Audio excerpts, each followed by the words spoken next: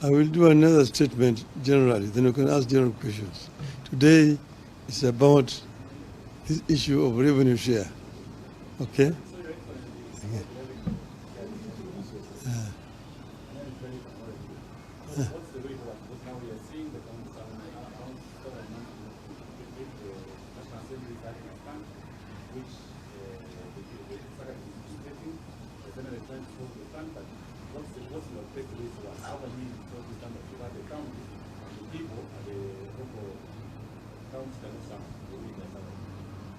No, you see, it's a standoff which is unnecessary. I'm just asked the members of National Assembly to be more patriotic and move away from functions which are not theirs. It is very clear. It's so clear that, I feel very frustrated because I was involved in the drafting of this constitution. And we know exactly how this constitution is supposed to work. But the greed of members of parliament. Members of parliament want to be constructing roads. Members of parliament want to be constructing health centers. They want to be contractors themselves. Who is going to oversight the government? If the oversighter himself is the implementer. It does not happen anywhere in the world.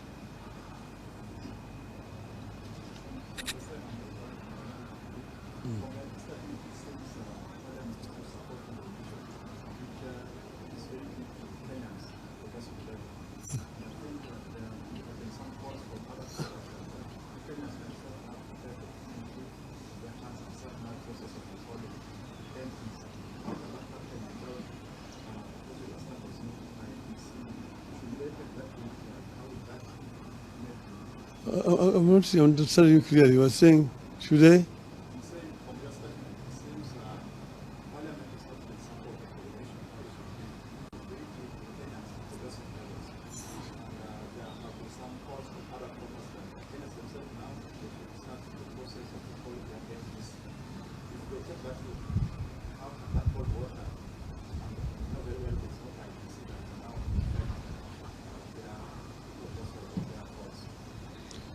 No, you see, we want Kenya to understand exactly what the Constitution provides and who is really at fault here.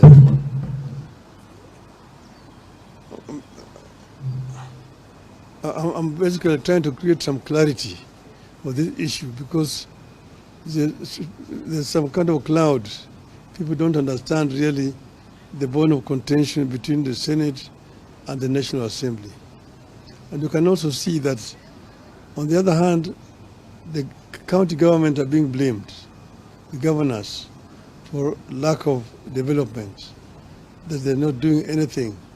The development which is available is only done by members of parliament. See members of parliament constructing roads, members of parliament constructing health centers, schools and so on. Because the funds which are supposed to go to the counties for those purposes are being held by the national government in what they call National Government Constituency Fund. And even this road levy fund is going to members of parliament. This is not the work of MPs, this is the work of counties. Today, the bulk of the revenue that goes to counties goes for purely recurrent expenditure. Nearly 70% of the revenue going to counties is only for recurrent expenditure, paying salaries to workers and so on.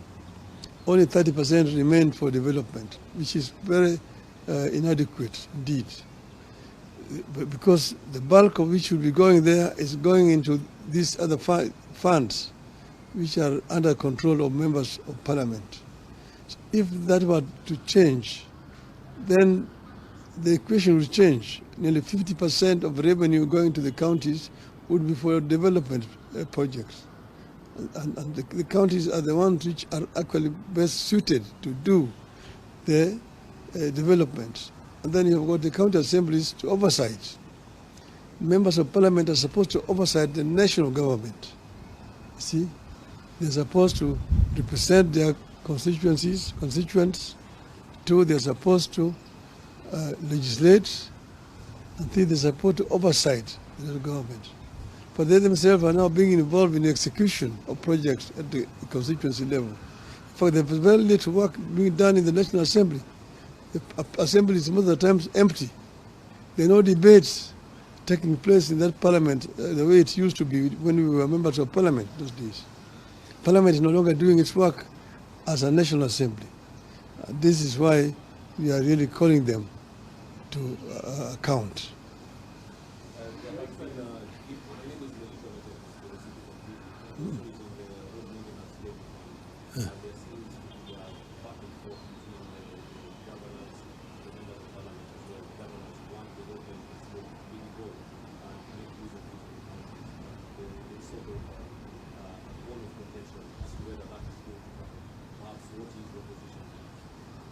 We have said that fuel levy fund is supposed to be used for maintenance of roads at the national level and at the county level.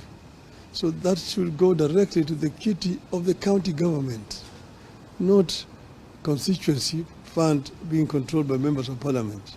That's what I'm saying. It is the members of parliament are not supposed to be executing things. The members of parliament are supposed to be oversighting. But if an MP himself is the executor, you have a situation where MPs themselves are the contractors. I know examples where you find a president going to launch a road, the contractor is a member of parliament. So if that's not a conflict of interest, I don't know what conflict of interest is. It is embarrassing, very embarrassing indeed. Hmm?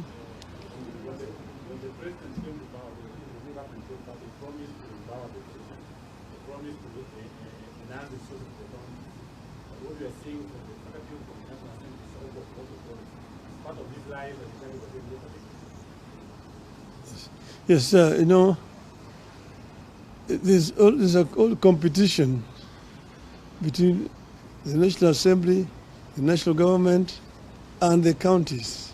See, there are people who don't believe in devolution, people who really prefer a unitary system of government. They think that governors are an unnecessary burden. They would rather deal with DCs. And to see these attempts to resurrect provincial administration, which actually under the constitution was supposed to be replaced by the county government. But we are dealing with people who do not want devolution. So devolution is under threat. And those of us who were there, who fought to bring devolution, must stand up and be counted and defend devolution.